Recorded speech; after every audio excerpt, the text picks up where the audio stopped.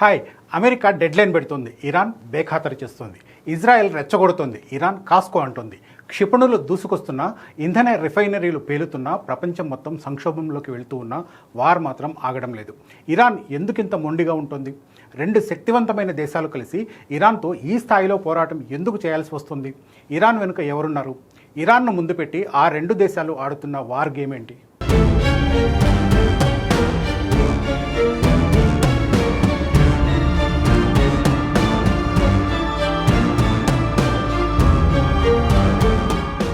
ఖమేనీని చంపేస్తే ఇరాన్ మొత్తం దారికొస్తుందనుకున్నారు Trump.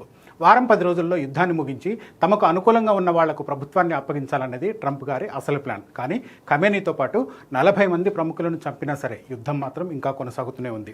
America, Israel దాడుల కారణంగా ఇరాన్ సైనిక, చమురు, గ్యాస్ మౌలిక సదుపాయాలు భారీగా దెబ్బతిన్నా సరే వారాల తరబడి దాడులు, ప్రతిదాడులు కొనసాగుతూనే ఉన్నాయి. విధ్వంసం స్థాయి తీవ్రంగా ఉన్నా సరే ఇరాన్ ఏమాత్రం వెనక్కి తగ్గడం లేదు. దానికి కారణం ఇరాన్ వెనుకున్న ఆ రెండు దేశాలు. బయటకు శాంతి వచనాలు చెప్తున్నప్పటికీ ఇరాన్కు రష్యా, చైనాలు తెర వెనుక భారీ మద్దతు ఇస్తున్నాయి. రష్యా తన కానోపస్ V ఉపగ్రహం ద్వారా అమెరికా ఆస్తుల ఖచ్చితమైన లొకేషన్లను, ఇంటెలిజెన్స్ను ఇరాన్కు అందిస్తోంది. కువైట్లోని అమెరికా సైనిక స్థావరం వివరాలను రష్యా ఇవ్వడం వల్లే ఇరాన్ డ్రోన్ దాడి చేసి 6 అమెరికా సైనికులను చంపేసింది. ఉక్రెయిన్లో అమెరికా అనుసరించిన ఇంటెలిజెన్స్ వ్యూహాన్నే రష్యా ఇప్పుడు ఇరాన్ ద్వారా అమలు చేస్తుంది. చైనా కూడా వ్యూహాత్మకంగా ఇరాన్కు సైనిక సహాయం చేస్తోంది. క్షిపణి సాంకేతికత, సైబర్ భద్రత, ఎలక్ట్రానిక్ వార్ఫేర్లో భాగస్వామ్యం పెంచుకుంది. ఘన రాకెట్ ఇంధనంలో వాడే సోడియం పెర్క్లోరేట్ను అత్యంత రహస్యంగా ఇరాన్కు సరఫరా చేసింది.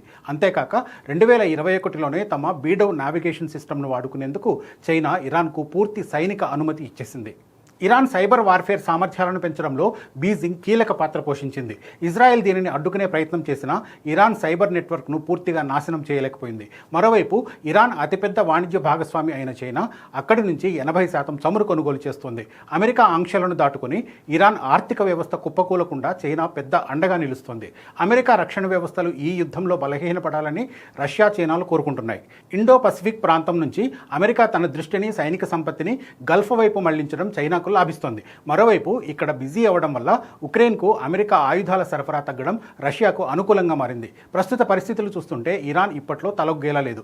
ట్రంప్ అనుకున్నట్లు ఇది కొన్ని రోజుల్లో ముగిసిపోయే యుద్ధం మాత్రం కాదు. ఇరాన్కు ప్రత్యక్షంగా, పరోక్షంగా చైనా, రష్యా మద్దతిస్తున్నంత కాలం యుద్ధం సుదీర్ఘంగా కొనసాగుతూనే ఉంటుంది. అమెరికా, ఇజ్రాయెల్ ఎన్ని వ్యూహాలు పన్నినా వాటికి ప్రతి వ్యూహాలు అమలు చేయడానికి ఈ రెండు దేశాలు సిద్ధంగా ఉన్నాయి.